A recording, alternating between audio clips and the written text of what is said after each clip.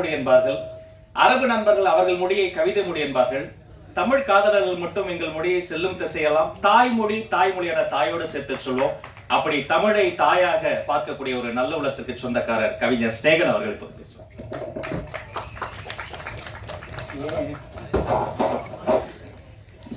எல்லாருக்கும் வணக்கம். இந்த படம் ரொம்ப மனசுக்கு நெருக்கமான படம் என்பதை அந்த அப்போ நிகழ்வு தொடங்கிறதுக்கு முன்னாடி காணொலியில் நீங்கள் பார்த்துருப்பீங்க. நிறைய சாதனையாளர்கள், நிறைய திறனாளர்கள் பேசின விதம், அந்த மாதிரி இந்த கதை அவங்களுக்கு மட்டும் இல்லை, பார்க்க போகிறவங்களுக்கும் பார்த்த எனக்கும் கூட ரொம்ப நெஞ்சுக்கு நெருக்கமான ஒரு படம். இயக்குனர் நந்தா பெரியசாமியை பற்றி நிறைய பேர் நிறைய சொல்லலாம். ஆனால் அவருடைய எல்லா கதைகளும் கருவில் உயிர் பெறும்போதே எனக்கு அறிமுகமாகிடும். ஒரு வரி இருக்கும், அப்போ சொல்லுவார். அது 10 வரியாக இருக்கும்போது சொல்லுவார். அப்புறம் அது தவழ்ந்து அப்படி நடக்க போகும்போது சொல்லுவார். அப்புறம் அது கொஞ்சம் மெச்சூர்டான போது சொல்லுவார். பூப்பு பெய்தியது பிறகு மன வாழ்க்கைக்கு தெரியல அதையும் சொல்லுவார். அப்போ பார்த்தீங்கன்னா ஸ்டெப் பை ஸ்டெப்பாக ஒரு கதையை சொல்லிகிட்டே இருப்பாரா. எல்லாத்தையுமே ரொம்ப ரசிக்கிறபடி. அவருக்கு நேர காலம்லாம் தெரியாது. எனக்கு ஃபோன் பண்ணுறதுக்கு மட்டும் நைட்டு 12 மணி 3 மணி 4 மணி விடிய காலம் 5 மணி எல்லாத்துக்கும் ஃபோன் அடிப்பார். ஆனால் ஒரு சீன் உடனே நம்ம சொல்லுங்கள் அசராமல் கேட்கலாம். ஆனால் சொல்லும்போது ஒவ்வொரு முறையும் அப்படியே தத்ரூபமாக ஒரு காட்சியை கொண்டாந்து வெளிப்படுத்தி நம்ம மனக்கண்ணில் ஓட வச்சுக்கிட்டே இருப்பார். அப்படி எத்தனையோ கதைகள் கேட்ட நான் திருமாணிக்கத்தை மட்டும் அவர் சொல்லும் போதெல்லாம் ஏதோ கேட்ட அந்த ஒரு கணத்துல இருந்தே ஒரு இதயம் வரும், கணக்க ஆரம்பிச்சிச்சு.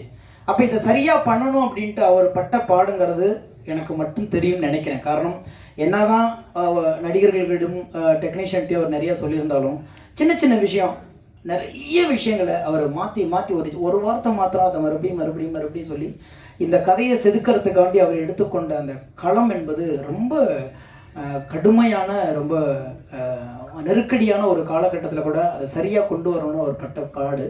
அதை பற்றி எல்லாரும் சொல்லியிருந்தாங்க. அந்த எனக்கு 2 விஷயத்த நான் சொல்ல வேண்டும்னு நினச்சிருந்தது சொல்லியிருந்தாங்க. ஐயா இறை அன்பும் சொல்லியிருந்தாரு, என்னுடைய அன்பு இயக்குனர் அமீரும் சொல்லியிருந்தாங்க. ஏன்னா எல்லாருமே வாழ்க்கை நான் நேர்மையாக தானே வாழணும். ஆனால் அந்த நேர்மையை கொண்டாடுற ஒரு காலகட்டத்துக்கு நம்ம தள்ளப்பட்டதே பெரிய சோதனையான ஒரு காலகட்டம் இல்லை. மனிதனா உண்மையை தான் பேசணும், நேர்மையாக தான் இருக்கணும், அன்பாக தான் இருக்கணும், உதவி செய்யணும், கருணை இருக்கணும், அறம் இருக்கணும், இதுதானே வாழ்க்கை. ஆனால் அதை இன்னைக்கு கொண்டாந்து முன்னிறுத்தி அதை ஒரு விழாவாக காட்டி அதை திரைப்படமாக எடுத்து அதை கொண்டாடுகிற ஒரு சமூகமாக இருந்தால் ஏதோ ஒரு புதிய விஷயத்தை கண்டுபிடித்தது மாதிரி தொலைந்து போன ஒரு விஷயத்தை மறுபடியும் கொண்டு வந்து இந்த சமூகத்துக்கு முன்பு நிறுத்தி இதை கொண்டாட வேண்டுங்கிற ஒரு நிலை சந்தோஷமான நிலை இல்லை, அவலமான நிலை.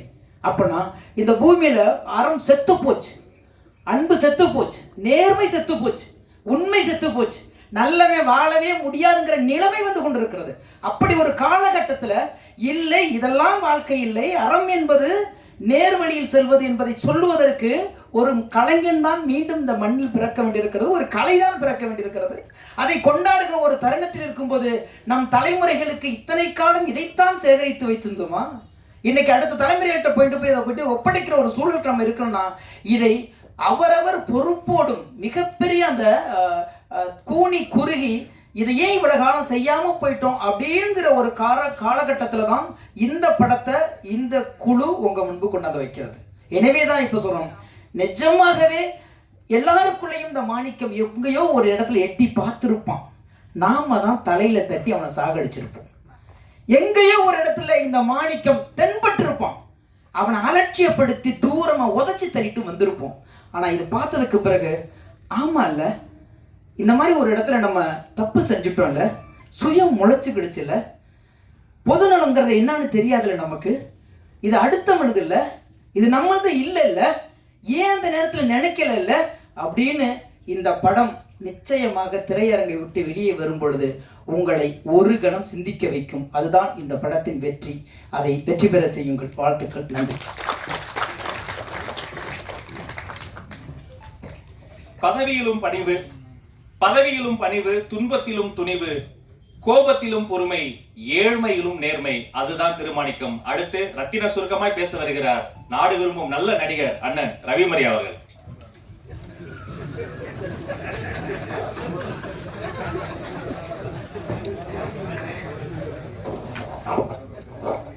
நடுவில் இந்த அட்வைஸ் எதுக்குன்னு தெரியல.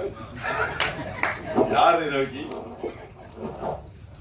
இந்த திருமாணிக்கம் நிகழ்விற்கு வருகை புரிந்திருக்கின்ற அத்துணை அன்பு நெஞ்சங்களுக்கும் என்னுடைய மனமார்ந்த நன்றிகளும் வாழ்த்துக்களும். நானும் நந்தாவும் நண்பன், அவ்வளவுதான் இந்த படத்துக்கு எனக்கும் உங்களுக்கு ஒரே ஒரு ஒற்றுமை. மற்றபடி அப்ப நான் இல்லையா அப்படின்னு நண்பர் சமுத்திரகணி கேட்டார். நீங்க எல்லாருமே நண்பர் தான், உங்களை பிடிக்காதவங்க யாருமே இருக்க முடியாது. இந்த படத்தை வந்து இந்த மாதிரி மேடையில் வழக்கமாக ஒரு டெய்லரை ரிலீஸ் பண்ணி அந்த டெய்லரை பேஸ் பண்ணி தான் எல்லாரும் பேசுவாங்க. டெய்லரை பார்க்கும்போதே தெரியுது, டெய்லரை முடிக்கும் போதே தெரியுது படம் எந்த அளவுக்கு வரும் அப்படின்னு. ஆனால் நாங்களாம் இந்த படத்தை பார்த்துட்டோம், பார்த்து நிறைய பேசி கட்டி பிடித்து முத்தமிட்டு எல்லாம் நடந்துருச்சு. இந்த படம் முத கதையா சொல்லப்பட்ட போது நந்தா பெரியசாமி சொன்ன ஒரு தகவல், லிங்குசாமி அழுத்தான் தெரியுமா உனக்கு? சரி, அப்புறம் போஸ் அழுத்தான் தெரியுமா உனக்கு? என்னடா லிங்குசாமி எழுது போஸ் எழுதுலாம் அவங்க சிறச்சிருந்தாங்க. ஏன்னா அவங்களாம் ஆனந்த படத்துல கூட்டு குடும்பம் வாழ்ந்து சில விஷயங்களுக்கெல்லாம் தன்னுடைய அன்பை கருமையாரிய குடும்பம், அதெல்லாம் சாதாரணம். அமீர் அழுதுறா தெரியுமா உனக்கு? ஏ அமீர் மனுஷன் தானே, அழுவார் இல்லையா? அமீர் கல்லையே கரைச்ச தெரியுமா உனக்கு? என்னடா டெம்ட் ஏத்திட்டே இருக்கானே, நீ பார்க்க வரியா இல்லையா? எனக்கு வந்து லிங்குசாமி அவர்கள் எழுதுதோ போஸ் எழுதுதோ எனக்கு பெரிய டெம்டா படல. அமீர் எழுதுட்டாரா? அமீர் எழுதும் பார்த்ததே இல்லையே, அந்த அளவு கரைச்சானு சொல்லி பார்த்தேன். உண்மையில் அமீர் மட்டுமல்ல, அழக்கூடாது ஈகோ இருக்கிற அத்தனை பேரும் அழுவார்கள் இந்த படத்தை பார்த்து. அதுல எந்த ஒரு சந்தேகமும் இல்லை. அமீர் சார், உங்களுடைய கண்ணீர் நேர்மைக்கு மட்டுமே வந்திருக்கிறது. பல இடங்களில் கண்ணீர் வராமல் இருக்கிறதுக்கு காரணம், நேர்மையற்ற மனிதர்களை பார்க்கும்போது எப்படி கண்ணீர் வரும்? ஒரு நேர்மையான மனிதனை, தன்னுடைய நண்பனை ஒரு நேர்மையான திரையில் பார்க்கும்போது அந்த கண்ணீர் வருவது இயல்பு. அதாவது வந்து அவன் முடிவு பண்ணிட்டான், தேசி மாட்டை ஒரு 10 லிட்டர் பால் கறக்குற மாதிரி பார்க்குறவன் அத்தை கண்ணில இருந்து கண்ணீரை கறந்துடணும் அப்படின்னு. அதுக்கு காரணம் அவனுடைய எழுத்து, மிக மிக மிக உண்மையான ஒரு எழுத்து. நான் இதில் ஒரு இது சொல்லியிருப்பேன், நிறைய நான் பேசினேன். கட்டிங் மைண்ட் ஒரு விஷயத்தை பேசணும். விளிம்பு நிலையில் பக்கத்திலிருந்து அனனியா பேசுவதும், நேர்மையின் பக்கத்திலிருந்து சகோதரன் சமுத்திரகனி பேசுவதும் புத்தகமாக எழுத வேண்டிய ஒரு வசன வார்ப்பு அப்படின்னு சொல்லியிருந்தேன். அதை நீங்கள் படம் பார்க்கும்போது வேறுவீங்க. இந்த படத்தை தயாரித்த நம்முடைய GPRK சினிமாஸ்க்கு வந்து இந்த படம் எப்படின்னா, ஒரு புது வசந்த படம் எடுக்கும்போது சூப்பர் குட் பிலிம்ஸுங்கிற ஒரு கம்பெனி தரமான படத்தை எடுக்கும் அப்படிங்கிற ஒரு பிள்ளையா சொல்லி போட்டு, ஒரு குஷி படம் எடுக்கும்போது ஒரு எக்ஸ்ட்ராடனரி ஒரு ஹிட் படம் எடுத்திருக்காங்க அப்படின்னு ஒரு சூர்யா மூவிஸ்க்கு ஒரு படமா இருந்துச்சு. திருப்பதி சார் பிக்சர்ஸ் எடுக்கிற படங்கள் எல்லாமே நல்லா இருக்கிற ஒரு கண்டிஷன் ஏற்படுத்துனுச்சு. கவிதாலய படங்கள் எல்லாருமே எக்ஸ்ட்ராடனரி படத்தை எடுப்பாங்கிற ஒரு விஷயத்த மக்கள் மத்தியில் ஒரு அப்படியே பரவாயில்ல பண்ணுச்சு. அதுபோல இந்த கம்பெனி, இந்த படம் வந்து ஒரு மிகப்பெரிய ஒரு அஸ்திவாரம், மிகப்பெரிய மைல்ஸ்டோனா இந்த படம் அமையும். இந்த படத்துக்கு அப்புறம் இந்த கம்பெனி என்ன படம் தயாரிச்சாலும் நல்ல படமா இருக்கிற நம்பிக்கையை வந்து இந்த படம் கொடுத்திருக்கு. இதுல நம்ம நண்பன் சமுத்திரகனி நடிச்சது வந்து எப்படின்னா, மதுரையில் ஜிடெக்ஸ் அப்படின்னு ஒரு டெய்லர் கடை இருக்கு. அங்க அந்த கடையில போட்டி போட்டு சட்டை தைப்பாங்க. அமீர் சாருக்கு தெரியும், நாங்கெல்லாம் மதுரை இருக்கிறாங்க. சமுத்திரகனி நம்ம சேர்த்து இருக்கோம், அவரு மதுரை தெரியும். ஏன்னா அது கரெக்டாக சட்டை தைப்பாங்க. 1 இன்ச்சு எக்ஸ்ட்ரா ஷோல்டர் விலகாது, 1 இன்ச்சு லென்த் கூடாது, அப்படி தப்ப வைப்பாங்க. அந்த மாதிரி சமுத்திரகனி கரெக்டாக தைச்சிருக்காங்க அந்த பெரியசாமி. ஏற்கனவே சமுத்திரகனி மிக அருமையாக அட்வைஸ் பண்ற ஒரு ஆளு. அவர் வந்து அட்வைஸா பண்ணுவார் அப்படின்னு சொன்னீங்களே, இந்த படத்தை அவர் எதுவுமே பண்ணல. ஆனால் படம் பார்க்குற ஒவ்வொருத்தரும் இந்த படத்தை பார்த்து பக்கத்தில் நண்பர்கள் அட்வைஸ் பண்ணுவீங்க நீங்க. அந்த ஒரு நிலைமையே இந்த படம் நமக்கு ஏற்படுத்துது. இதில் பாரத சாரும் நாசர் சாரும் லிமிட்டட் சீன்ஸ்ல அன்லிமிட்டட் எமோஷனல் கூட்டியிருக்காங்கன்னு நான் சொன்னேன். அதோட இன்னைக்கு வந்து வடிவுக்கரசி அம்மா வந்து கதையை சொல்றாங்க சொல்லலை, அதெல்லாம் மீறி அவங்க ஒரு பண்பட்ட நடிகைங்கிறது. இந்த படத்துல வசனமே இல்லாமல் பல இடங்கள்ல கண்டால் நடிச்சது நான் பார்த்தேன். முன்னாள் தான் ரொம்ப, அதாவது இந்த மாதிரி நடிகைகள்லாம் அந்த சமூகத்துக்கு வந்து இவங்களுக்கு நிறைய படம் கிடைக்கணும். அப்படியே ஜம்பாய் போறோம், புது புது ஆளுகள் வரும்போது பழையெல்லாம் மறந்து ஓடுறோம். இந்த மாதிரி நடிகைகளை தேர்ந்தெடுத்து உண்மையான நடிப்பு என்னங்கிறது இந்த படத்துல பார்த்தா வடிவுக்கரசி பண்ணியிருப்பாங்க ஒரு கேரக்டர் மேடம். அப்புறம் பொதுவா இந்த படத்தை பத்தி சொல்லணும்னா ஒன்னே ஒன்று தான் சொல்லணும், நேர்மை தான் வெற்றியின் ரகசியம் என்று கவிப்பேரரசு வைரமுத்து ஒரே வரியில் எழுதிருக்கு. 2 மணி நேரம் நேர்மையா உழைத்திருக்க அத்தனை டீமுக்கும் என்னுடைய மனமார்ந்த நன்றியும் வாழ்த்துக்களையும் தெரிவிச்சுக்கிறேன். இங்க நந்தா பெரியசாமியுடைய மகளும் வந்து காத்திருக்காங்க. நம்ம அப்பா எடுத்த படம் எப்படி இருக்குன்னு அந்த குடும்பத்திலே நான் பேசிட்டேன். கிட்டத்தட்ட 30 வருட தியாகம், 30 வருட தொடர் ஓட்டத்துல 4 பேர் தொடர்ந்து ஓடிட்டே இருப்பாங்க. ஒரு ஆள் போய் அந்த ஸ்டெம்பை கொடுப்பா, இன்னொரு ஆள் வாங்கிட்டு போவாங்க, இன்னொரு வாங்கிட்டு போய் 4வது ஆள் போய் கரெக்டாக பாஸ் ஆக்கி போனால் தான் அங்கே வந்து கோல்டு மெடல் கிடைக்கும். இந்த 4 பேருமாகவே மாறி மாறி ஓடியவன் தான் அந்த பெரியசாமி. இன்னைக்கு இந்த படம் மிக சிறந்த படம் ஆயிடுச்சு. நண்பன் ஜெயிக்கணுங்கிறதுக்காக வந்து இயக்குனர் லிங்குசாமி அவர்கள் வந்து தோல் கொடுத்து நிற்கிறதுக்கு எனக்கு பெருமையா இருக்கு. ஏன்னா இந்த படத்தை வந்து பல தேட்டரில் போகணும், இந்த படம் மிஸ் ஆயிடக்கூடாதுன்னு சொல்லிட்டு மிக முக்கியமான இயக்குனர்லாம் தன்னுடைய நட்பால் அழைச்சி போட்டு காமிச்சு இந்த படத்தை பற்றி சொல்லுங்க, இந்த மாதிரி நல்ல படம் வரணும் அப்படின்னு தன் நண்பனுக்காக தோல் கொடுத்த லிங்குசாமி அவர்களுக்கு மனமார்ந்த நன்றி. இந்த படத்தை நேர்மையின் பதிவை உங்களால் கண்டிப்பாக பண்ண முடியும். நீங்கள் தூக்கத்தில் எழுதினால் கூட இந்த படத்தை உங்களால் தவறாக எழுதவே முடியாத ஆணித்தரமான நம்பிக்கையில விடுதி விடைபெறுவது. நன்றி. நன்றி சார். நாம் அணியக்கூடிய ஆடைகள் நாம் அல்ல, நிகழ்ச்சி முடிச்சோன்னா மாத்திருவோம். அணிகலன்கள் நாம் அல்ல, அதை கலட்டிடுவோம். ஆனால் நம்முடைய நேர்மை அதுதான் நாம். அடுத்து பேச வருகிறார் இயக்குனர் சரண் அவர்கள்.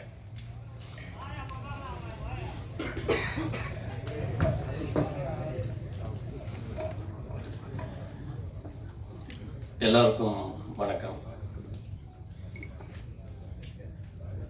இங்கே இந்த ஆடிட்டோரியத்தில் இருக்கிற அத்தனை சேருமே ப்ளூ சட்டை போட்ட மாதிரியே இருக்கிறதுனால ஒரு விஷயத்த நான் சொல்கிறேன்.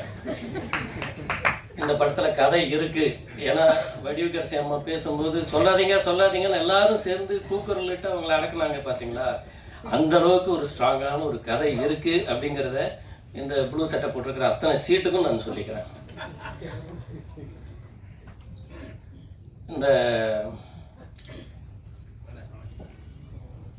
ஒரு லாட்ரி சீட்டு வாங்கிட்டு ஒரு 3 பேர் பங்கு போட்டு பணம் போட்டு ஒரு லாட்ரி சீட்டு வாங்கிட்டு அதுக்கு வந்து 50 கோடி அடிச்சதுன்னா எப்படி இருக்கும்?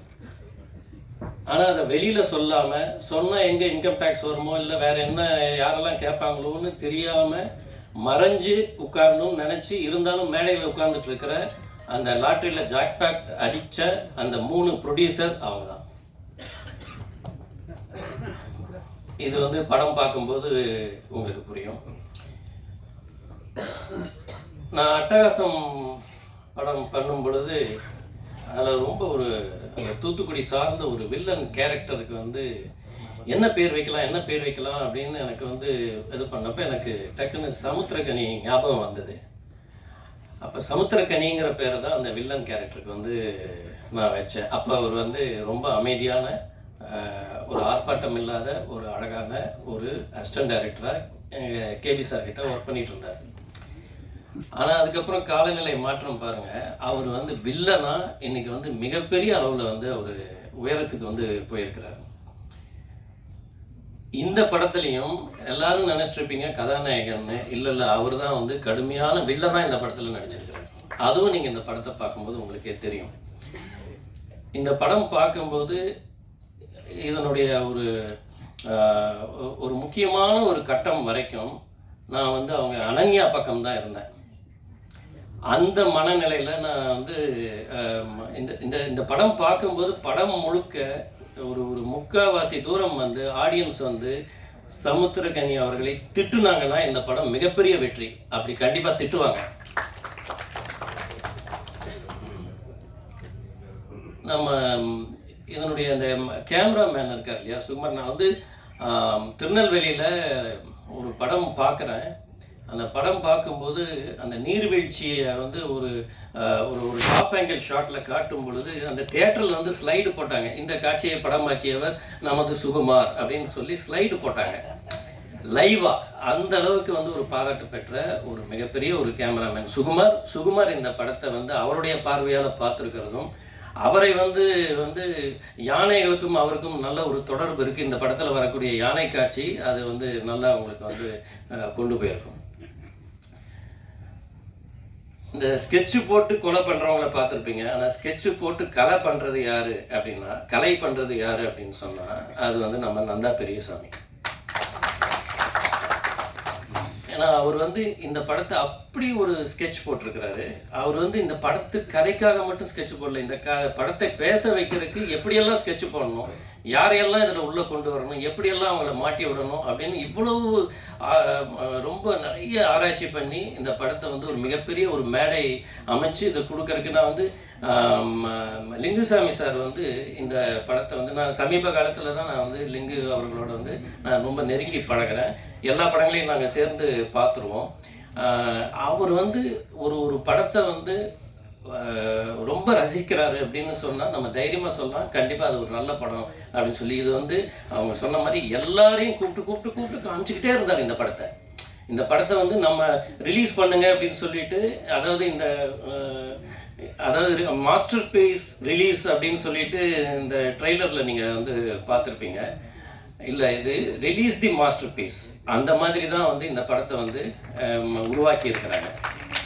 அதே மாதிரி இந்த ட்ரெய்லரில் ஒன்று இருக்கும், நேர்மையான ஏக்கத்தோடும் ஒரு உண்மையான நோக்கத்தோடும் கூப்பிட்டா கடவுளே வருவார் அப்படிங்கும்போது பாரதி ராஜா சாருடைய காட்சி வந்துச்சு. அதில் அந்த கடவுள் மாதிரி நம்மளுடைய இயக்குனர் இமயம் வந்து இந்த படத்தில் வந்து வந்திருக்கிறாரு.